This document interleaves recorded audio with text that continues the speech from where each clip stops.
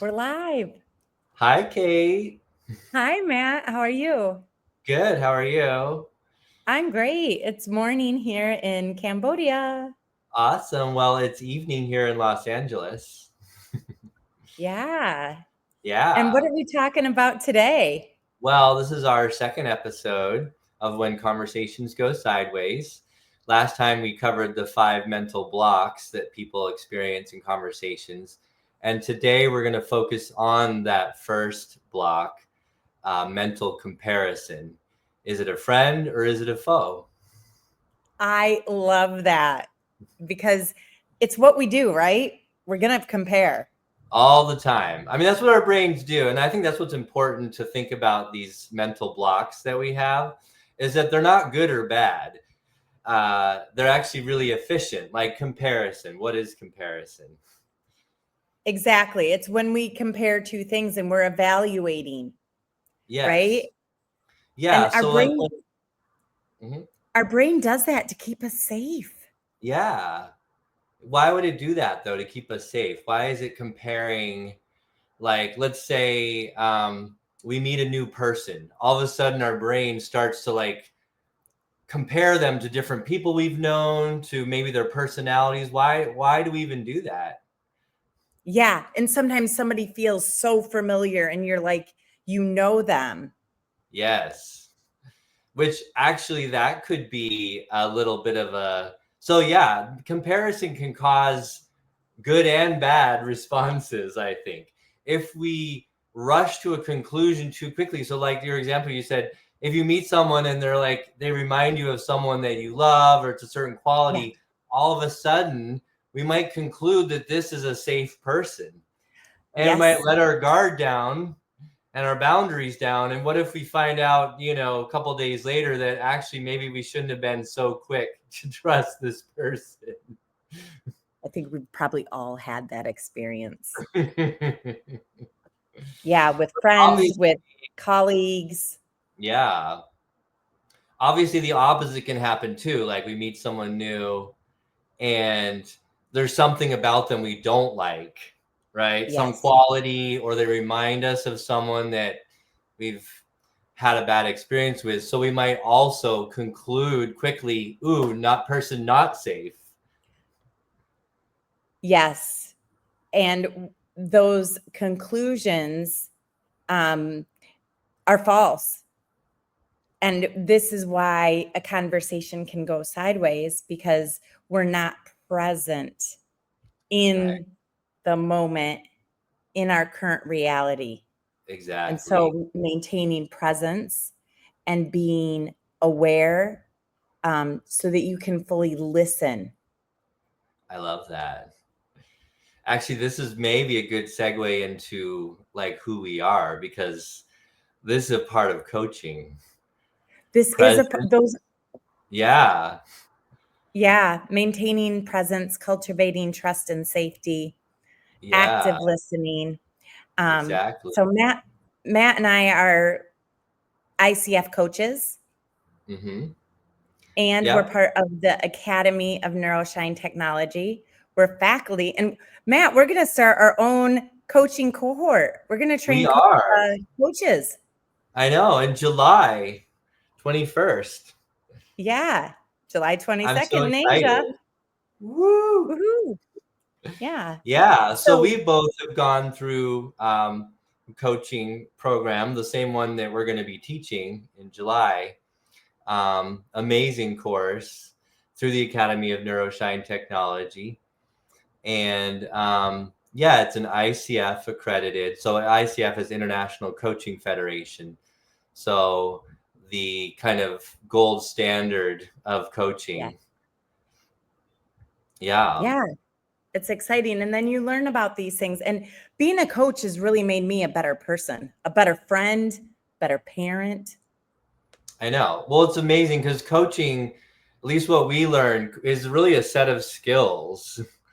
Yes. The skills that just help you become more present, more curious, more curious about your own mind, your own reactions, and then using from that curiosity, that place of curiosity, is formulating questions. I mean, that's my favorite part about coaching, are questions.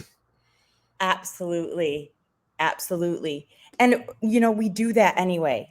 If we're Mm, not aware of what our brain is doing, our brain can run us. But yes. when we become aware, we can help manage our brain. We can Yeah. know, of course, we're scanning the environment every 6 seconds Hmm. um, to look for threats because that's the way our brains have developed scientifically. However, once you become aware, you can let your guard down and go, that's normal and that's safe. What do I do next? Mm. Well, I think that's where powerful questions comes in. And questions, any kind of question really, especially if it comes from a genuine place of curiosity, of really wanting to discover and wanting to know, that is an amazing antidote to the opposite, which is when let's say, when we compare a certain, let's say, a person or a new situation that we encounter. If we start to compare it mentally with all other people and situations from our past, if it reminds us of something that was a negative experience, which unfortunately our brains remember negative experiences often much more easily and strongly than the positive experiences. Yeah. Probably because it wants to keep us safe, right? Yeah. Yeah. But in so doing, we often shortchange ourselves, because if we conclude, oh, this situation or this person is like that negative, like that job that didn't go well. So you know what? I don't even want to check this out any further. I'm going to just shut down this opportunity. That's like the Exa- opposite of questions, right? exactly. And the way you and I have talked about that this shows up in a conversation is when you're listening. So Mm, you're listening, somebody's talking to you, a colleague, let's just say it's a colleague's talking to you, and your brain is going, oh, I've been in that situation. I've been in that situation and I've done this and I did that and they should do this and they should do that. And all of a sudden, you're no longer present with that colleague. You're no yeah. longer in their reality. You're in your own reality and you're actually, where are you? You're in the past. Yeah. And you know what? This is an interesting sort of aside, but you know what I used to do with that in the past is, I would try, because my brain definitely has been very distracted at different times. Yes. And I will miss parts of a conversation, right? Because I'm doing exactly what you're saying. I've already started. It reminded me of something else, and then my brain starts to go into that whole story, right? Yes. But then what happens is, oh, I catch myself and I come back to the conversation, but I don't want to let the person know that I wasn't listening. So I find a way to move on. But what I've done is, now I've missed the opportunity to actually hear, because maybe it was really important, or maybe, you know, Yeah. so it's A kind lost of the opposite of, opportunity. yeah, exactly. So I think since I started coaching, I've become a lot more aware of, um, and actually more accepting of, yeah, this is what my brain does. But if I notice myself get distracted, it is okay to say, oh, wait, excuse me. What were you just saying there? Like, that's a question, right? Becoming It's a, curious yeah. because we know, so that's when conversations go sideways as a listener. Hmm. You've checked out, you're comparing, you're off. But we all know the effect of what that feels like when we're speaking and Hmm. we have a point to make. It may be, I come from an education background, being a head of school. I may be talking to somebody about child safety or Mm, safeguarding something. And when the listener goes off, you can see it, you can yeah. feel it, you can feel when people aren't present. Yeah. And that can create frustration. And that can create the speaker feels they need to repeat what they're saying. And the listener is, it can create that disconnect between what the person is trying to say and how it is received. Yes. Exactly. And also like whether in school or in any other setting, but I think in school in particular, I think often teachers might decide, oh, this child is distracted, not listening. So I'm going to stop giving my attention to them. And I'm going to focus on the students who are really engaged. But what a loss there for the child that may have some distraction, right? Yeah. And last week we talked about the ABCs, Yes. our model. So we have talked about, and you've already mentioned it. A great anecdote to this, what you can do is activate your awareness. Mm. Oh, I just switched off because I didn't think that person was listening. You can become curious. Oh, I wonder why they aren't listening. You can cultivate a question. Mm-hmm. You can say, oh, hello, are you here? Matt, wake up. Where were you just now? To be vulnerable, and I think this is where some people can also get stuck, myself included. Like if you're not willing to be vulnerable and just actually say the truth, which is, oh my God, I didn't catch that. I just started thinking about, or I was focused on this. Can you repeat that? Like that's an amazing way to reconnect, right? Yeah, To re-engage and just to be honest. absolutely. So we've got our mental comparison. It's going to happen, but Yeah. it's what we do about it. And first we have to be aware that we're going to compare. Yes. And then we can be curious, cultivate curiosity, and cultivate those deep questions. But we've added a D this week. Yes. You want to Would share you like the D? No. Yeah. You share. So when Matt and I are talking about this, we realize that the thing to do is don't conclude. Yes. Right? So when you get stuck in a conversation, or a reason you may have gotten stuck is because you've made a false conclusion based on information from the past, because you weren't present, because your brain was doing what your brain does. Your brain was braining and it compared. Yeah. And what happens too, like in difficult conversations, and this is not just with someone new, but often with someone you know really well, is that they say something, right? Or they come at you with a certain tone of voice. And if your response, your first reaction is to go into a state of fear because it reminds you of something from the past, which triggers your amygdala, right? The fear response part of your brain.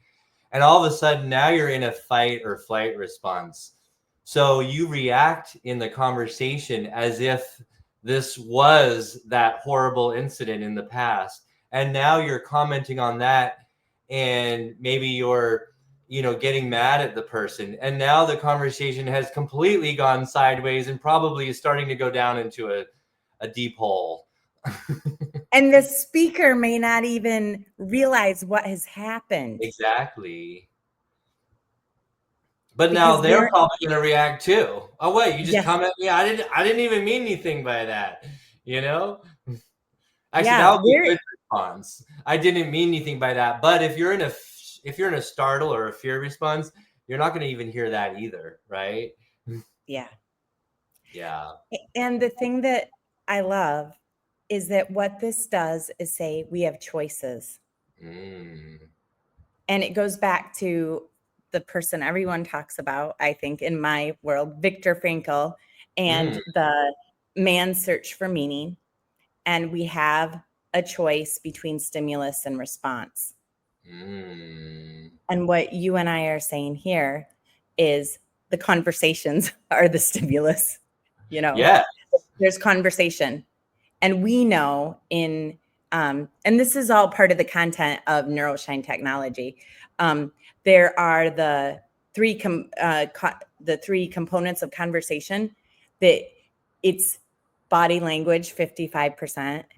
It's it's just body language, tonality, and words. Yes. So it's not just the words that are said. Our brains are picking up on the other information that we're taking in visually, auditorily, situationally, Yeah, contextually. which makes sense. So yeah, the body language is the highest. It is like it's like yeah, 55% or so. And maybe that makes sense because we scan the visual field first. That's how we find out if we're safe, if the environment is safe. So we're also used to doing that with people. It's just like second nature. We're actually watching their body to find out whether this is safe or not, or even to find out what they're really meaning.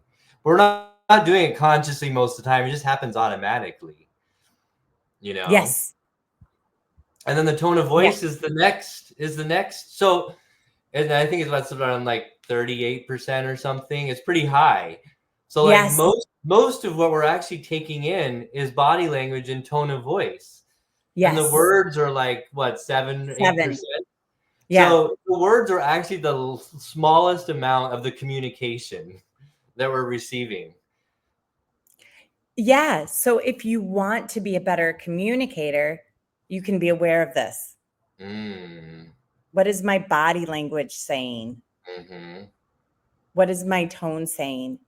And, mm-hmm, one of my examples is a situation happened with my son. mm-hmm, And um, I read the tone of voice as angry. And I mm-hmm. totally missed that it wasn't anger. He was scared. Mm. And, when I'm reading him as in anger, then I'm getting angry Yeah, back when he really, instead to connect and really have a positive conversation, I needed to be reassuring. Anger doesn't yeah, help that situation. Anger right, doesn't help a scared person. right. You know what happened there is that we almost should put D first, like you concluded. That's what we do. We Yeah. make he had a certain tone of voice, Yes. and you interpreted it as he's angry, and there was Yeah. an immediate conclusion, and then you reacted as if he was angry. Yes. So it's almost like it's like that's the first, because to activate awareness you'd have to become aware that you've just concluded something and slow yourself down. Down. Yeah. You know? DAC. Yeah. Yeah, yeah. So I mean that's Abs- another kind of way. It's hard to do this in the moment, obviously. This is a practice that takes time and attention. But just the awareness alone will start to open your mind up to identifying when this might be happening. Sometimes you're going to identify it after it's already occurred, but at least now you have a way to go back and kind of assess what happened. Like when a conversation goes sideways, sometimes it's afterward. You're like, okay, what did happen? And that's when you like activate your awareness. Okay, let me step back and open my mind. Let me become curious. Let me start to like step back and take away my include conclusions and interpretations. Let me just try and see this from a different point of view.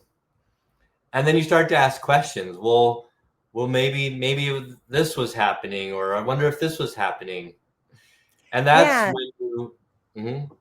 When you said that, were you feeling angry? Or when you said that, were you feeling scared? Mm, Or, I took your body language and tonality um, to mean that you were really angry. Can you shed light on how maybe that's not how you were feeling. How are you mm, feeling? mm. I love that. Like first you're acknowledging and being honest, like, you know what, this is what just happened for me. Yeah. I this was how I received that communication, but I don't know if that was correct. you Yes. know that's the curiosity and the willingness to, and let me ask you a question. Yeah. Is that how you were feeling, or were you feeling something else? And that's really part of coaching is cultivating these deep questions. Hmm. And it's a practice that you become better and better at. Mm. And I don't know about other leaders, but for me as a leader, when something went wrong in the organization, communication was almost always the root cause of Mm-hmm. what had taken it sideways. So we're talking today about conversations, but the bigger theme here is communication. Yes. Yes. And when things go wrong, generally, generalizing on purpose, generally you can trace it back to miscommunication. Yes. Would you agree, Matt? I agree. And I didn't mention it, but I'm also a psychotherapist. And, I've been a psychotherapist for about 25 years. Coaching is newer to me within the, past year, really focusing on developing my coaching skills and practice. And I've already been able to bring those skills into my psychotherapy work and be even more aware. Even today, I was meeting with a couple and that I've met with before, but I like clearly named for them. They were getting to it, and I was able to clearly name. Yeah, wow, isn't it almost always it's the communication that is like all these other issues, all the context we want to look at and say, well, this was happening, but really it's our communication with the other person about what's happening, which is usually either our friend or becomes our foe. Yeah. So in conclusion, we're really Yes. talking about, comparing. It can help us stay safe, and Mm-hmm. we can use it wisely. It's not something to say comparing's evil. I shouldn't be comparing, but Yeah. it's becoming aware when we do it. It's a foe when we conclude, we make a conclusion. And that Yeah. sounds like, I know this behavior. Yes. I've seen this before. Yep. I know what you're doing here. Mm-hmm. I know what you're going to say next. And that's actually one of the tenets of coaching and neuroshine technology is coming to any class, any conversation, any situation with an empty cup. Yes. Love the Or empty cup. or beginner's mind, as they talk about in like mindfulness and meditation. It's like just emptying your cup, because it's that conclusion. Oh, I already know this. I've heard this before, and that's when you shut down the opportunity to learn something new. Yeah. Yeah. I'd love to hear from people on if they notice comparison, because when I've had conversations with friends, with colleagues, like once we start talking about this, you notice it everywhere. So I Yeah. hope Yeah. anyone listening comments down below how mental comparison has been a friend or a foe. Yay. This has been wonderful, Kate. I enjoy Yeah. yeah. I enjoy our conversation. I don't know how I think we were pretty much able to avoid going sideways this time. I What do think you think? so. We stayed present. Well, I know our next episode is in 2 weeks from today, That's and we're going to correct. be going into the second mental block, which is deletion or mental deletion, how we move to get rid of or delete things that we either find are not necessary. We think is again it's because we've concluded. So these all flow together, right? So we compare, Yeah. and then we conclude. Nope, bad person. So now we go to delete them. I don't want to talk to them again. Never going to respond to any of their messages. Not going to explore this opportunity any further. That's like a form of deletion. So that's what we're going to. Yeah. That's what we'll be exploring next time. So. And why would someone want to listen to that? To about deletion. Mm-hmm. I don't. I hope that it's because they're curious about how their mind works and maybe starting to learn about. I mean, I know that I would want to learn about deletion because to realize, ooh, where am I like where am I selling myself short or selling a situation or opportunity or another person too quickly, right? Making premature conclusions based on like limited information. And I think you nailed that, because the conversations we have are really for people who want to do better, who want to communicate better, who want to improve their communication, who want to know what's going on behind the scenes in their brain. Because a lot of times we go, I know I should communicate better. I just don't know how. I know. Yeah. Well, these are beautiful skills. I'm excited I look forward to our next episode together. Yes. Absolutely.